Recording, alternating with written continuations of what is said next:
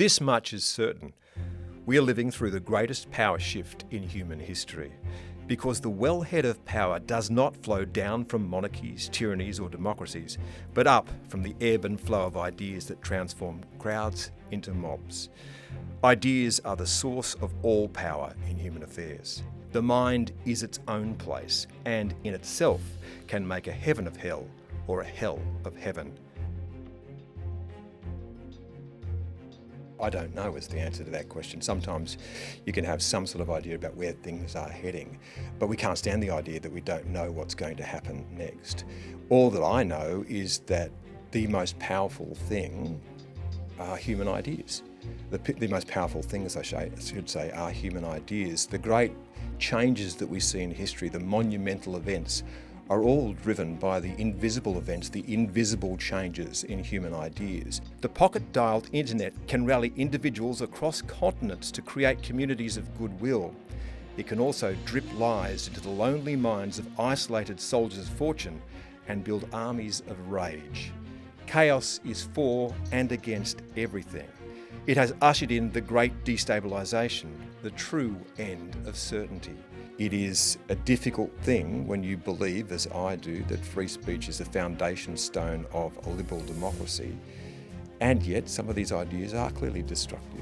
Free speech has always been regulated in some way, but I don't know how a liberal democracy confronts this challenge, and what's happening is that we are being eaten apart internally by the warring tribes, and that's not just cultural differences, that's political differences, We're constantly being told about the threats from the right, and we saw that with Donald Trump refusing essentially or not wanting to leave power in the United States, and that's clearly a threat.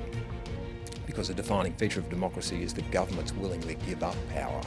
If you decide you're going to challenge that, then you really are starting to make a challenge to the foundation stones of democracy.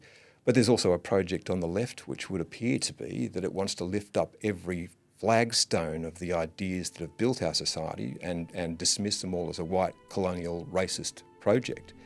And when they rip up the last flagstone, where will we stand? It is time for Australia to arise. Australia is an idea. It's a good idea. The future is what we make it, good or bad. Like many democratic societies, we are fracturing because we seem incapable of defining a common purpose. It's time to stop talking about diversity and start talking about unity. What is it that all Australians would be willing to fight, to defend in this era? Can we articulate it?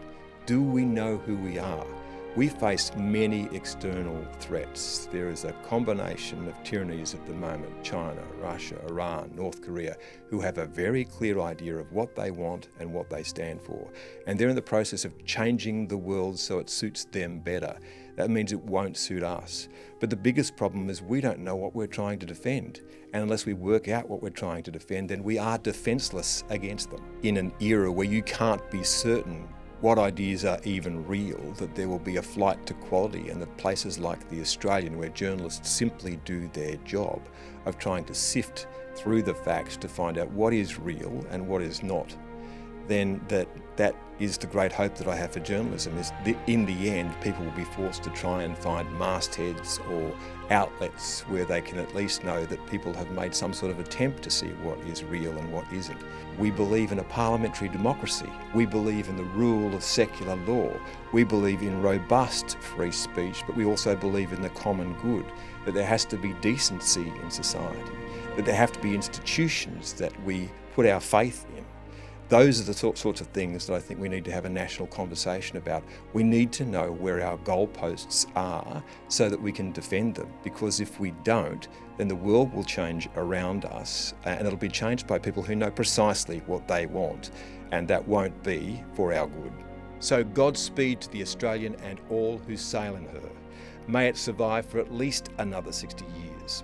In the cacophony of this era, those journalists who stay true to their craft of sifting fact from fiction are worth their weight in gold.